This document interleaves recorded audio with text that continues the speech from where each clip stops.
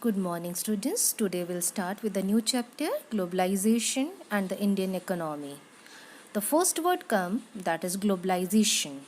What is globalization? Globalization means integrating our economy with the world economy. As a result, producer of other country can sell their goods and service in India, and likewise India can also sell its goods and service in other countries. As a result of globalization, the different countries of the world become economically interdependent on each other. Then we talk about the factor responsible for globalization.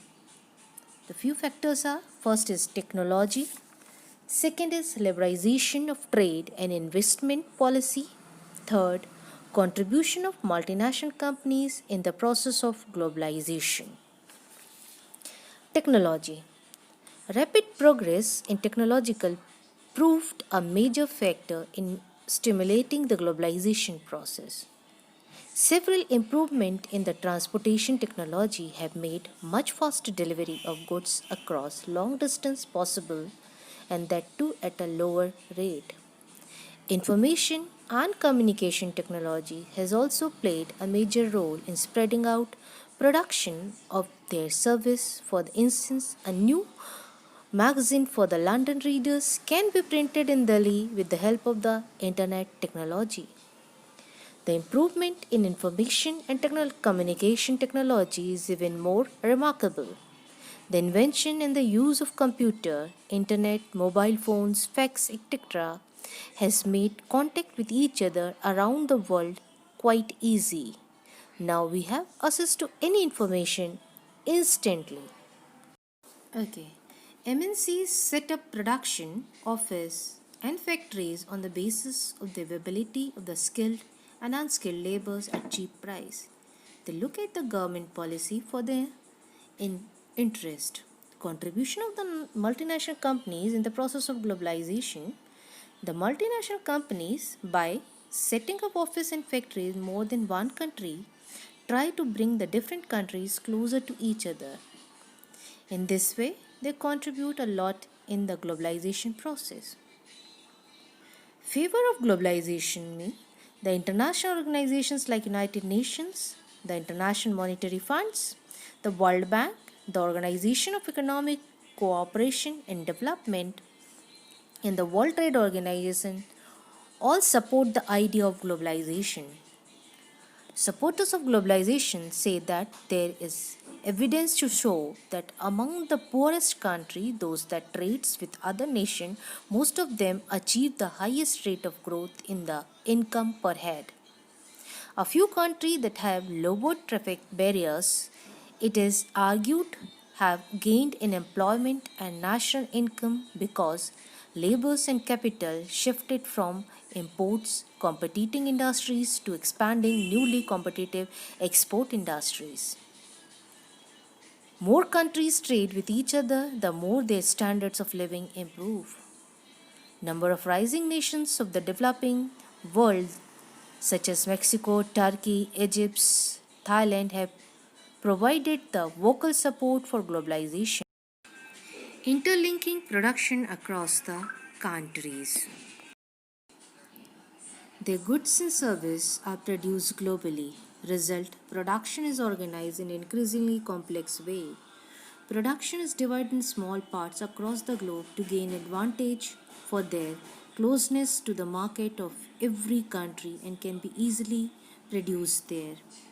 They set up their production unit in those areas which are quite close to the market. They prefer such area where there is skilled and unskilled laborers available at the low cost.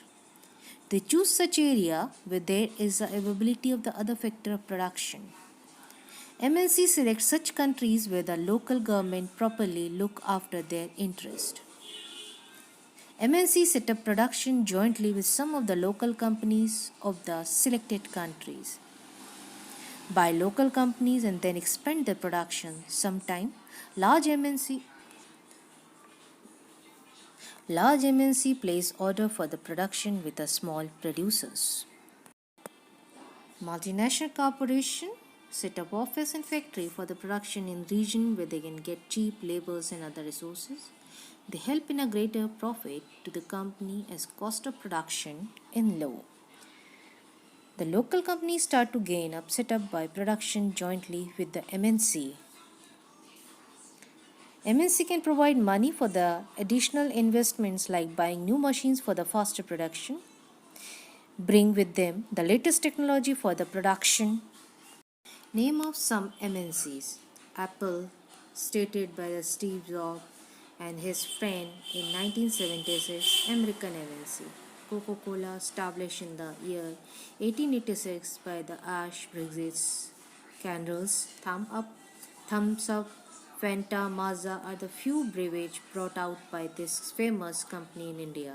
Nestle, Switzerland-based food company that introduced in India in the year 1912. Some of its selling products are Nescafe, Maggi, Nestle, Milk, Kit Kat, Brownie, Milky Bar, etc. Mid 20th century, production largely organized within countries. Raw material, foodstuffs, and finished products crossed countries. Trade was the main channel to connect the distance boundary. MNC corporation emerged then. They are the companies that own or control production in more than the one nation. Now, what is foreign investment?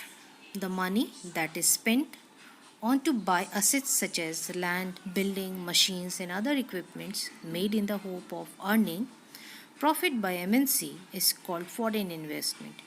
Any investment is made with the hope that these assets will earn profit is called a foreign investment.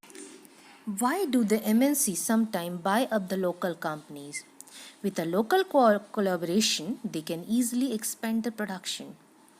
They can make use of their huge wealth in exploiting the brand name of the local companies, thereby not only capturing their market but also taking new ventures safely by exploiting